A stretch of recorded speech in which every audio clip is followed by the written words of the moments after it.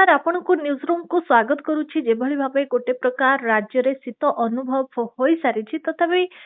कहिबा आजि केउ केउ जिल्ला रे रातिर तापमात्रा कमिबो बा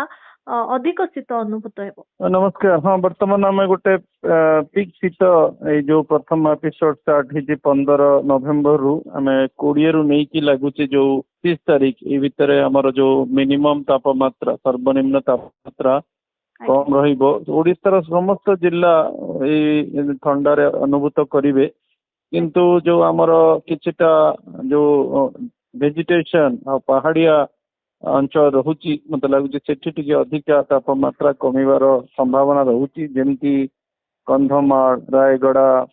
कोरापुट नवरंगपुर तापर आमर सुंदरगढ़ पश्चिम ओडिशार जिला माने मयूरभंज आउ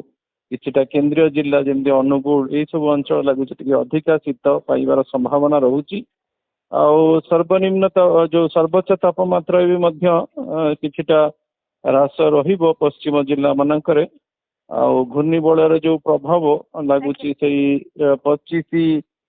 26 परे परे अराउंड 27 रु जो 29 पीरियड रहुची 30 पीरियड रहुची बादल रही पारंती तेणु ता प्रभाव रे आमर जो सर्वोच्च तापमात्रा मत लगुच उपकूल जिला मानकरे कमिबो किंतु सर्वनिम्न तापमात्रा उपकूलवर्ती जिला मानकरे बढ़िबो मत लगुच 27 26 परे परे तार संभावना अच्छी तेणु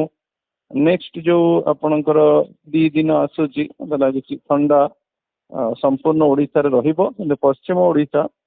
किछिटा आभ्यंतरीण ओडिशा बेसी प्रभावित होबार संभावना रहुछि। सर जेभली भाबे आपण कहतले घूर्णिबलय सृष्टि हेबो ए घूर्णिबलयर प्रभाव ओडिशा उपरे केते मात्रा रे पड़िबो बोली आपण आकलन को? घूर्णिबलय लघुचाप क्षेत्र हम तापर अवपात हबार संभावना अच्छी तेणु मेजर जो वर्षार प्रभावटा तमिलनाडु आंध्र प्रदेश रही संभावना रोचे सहित पार्श्ववर्ती राज्य केरला कर्नाटक तेलंगाना एमाने भी पाइबार संभावना अच्छी किंतु जेहेतु गोटे दुर्बल सिस्टम उत्तर पश्चिम वायु आम ठंडा वायु प्रभावित होती दुईटर संश्लिष्ट बहुत बड़ एरिया रे गोटे बादल खंड सृष्टि हबार संभावना अच्छी तेणु ओडिशा रे मत लगुच आंशिक प्रभाव पड़ो अराउंड 27 परे परे 27 रु जो 30 पीरियड रोचे उपकूलवर्ती ओडिशा रे बादल सृष्टि करें टी आंशिक वर्षा सृष्टि करें तापर भी सिस्टम टा आमर जो उत्तर पूर्व भारत ता सहित पश्चिम बंग ये सब अंचल प्रभाव दे पारे किंतु बहुत वर्षार संभावना बेसी वर्षार प्रभाव लगुच तमिलनाडु आंध्र प्रदेश रे बेसी आपर पार्श्ववर्ती राज्य मानक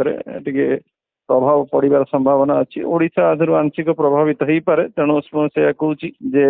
27 तारीख परे परे आपणकर टिके जो सर्वोच्च तापमात्रा कमिबो कारण दिन बेला जदि बादल खंड रहिबे तापमात्रा कमेबे किंतु राति बेला सर्वनिम्न तापमात्रा बढ़िबो ता माने शीतर प्रभाव पर्टिकुलरली उपकूलवर्ती अंचल कमिबार संभावना रहउची ए घूर्णिबलय क्षेत्र द्वारा। बहुत बहुत धन्यवाद सर आपन आलोचना पे।